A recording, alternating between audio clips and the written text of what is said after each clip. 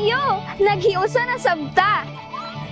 Ang sugilanon sa gugma, panaghigalaan. Dalabon mimbanggo sa laka Adelina, madadab kabun.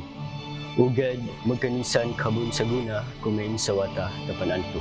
Unsay mo gisulti? Dako ang gipagbago nimo. Di na kay kagwapa ron. Kung sa pag-eskwela mo, balik ko. Makapaabot ka ba ka na ako? Bisan nun sa paang mahitabo. Hiroshi, gusto sa imong amahan o imong inahan Teresita ngay minyo mong duwa. Unsa pa? Kayo pagpakasal kay Hiroshi. Unsaon man nato pagkalipay? Kung masakitan lang na ako ang akong mga ginikanan, Eduardo. Papadtayan ko gad sa ka, Adelina. Hiroshi? Adelina? Unsa ni?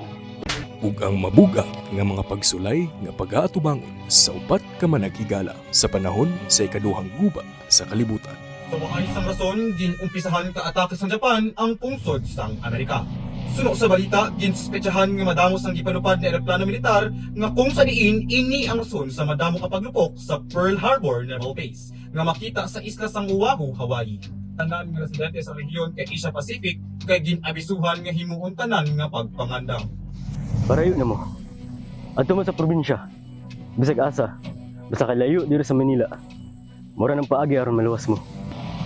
Gipanguluhan nila Risty Rojo, isip Adelina de la Cruz, ang manghod ni Eduardo. Naa siya'y kasukop sa pag-abuso sa mga Amerikano.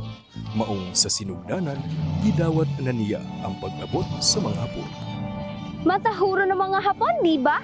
Basig mo yukbuk pa gani na sila sa ilang mga kalaban ug manghagan na lang og siya ug magkaon og sushi kaysa makigubat. Unta dili na mo palayo si Eduardo sa ako ah. Labi na ikaw. Kabalo ka nga dili na ko na mahimo sa imo ha, ate.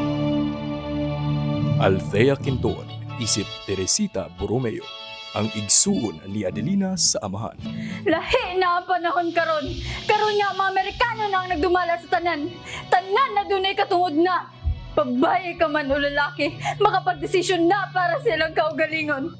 John de Assis, isip Hiroshi Tanaka, nga mahimong higala nila Eduardo, Adelina ug Teresita. Ug Florence Rodriguez, isip Eduardo de la Cruz, mudako nga buutan, isog ug naay pag-amuma sa isig katawo. Karon pa lang ko nagsugod og pangandoy. Dili ko mukampi sa Amerikano ug Hapones. Di ko gusto gubat. Di ko gusto bisan unsa makaguba sa among mag-igsuon. Siya na ba ang ilhong bayani nga makapildi sa iladong mananako?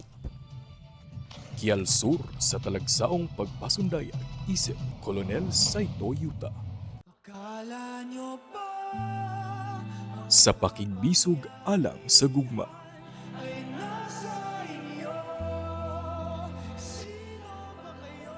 Pamilya ug nasod. Dawaton na ako kung sa man akong madangat. Mamatay ko nga naay dungog. Kaysa mamatay nga usa ka bakakon. Alang sa kadaugan, sa pakigbisugan, hangtod sa kamatayon. Karon nandam na kong pamatyon ang mga kaaway ng Amerikano o Pilipino. Kung mapildi natong mga Hapon, kung mapahawa sila, dili na gyud sila makasakit pa sa uban pa nga mga Pilipino. Ug mahitabo man kana, makapauli na ta sa atong mga pamilya nga malinawon ug walay gikabalaka. Mao ra gyud na akong tinguha, makapauli ko sa akong igsuon. Ula nga adlaw, sugilanon sa Pilipino. Nagsisilbi ka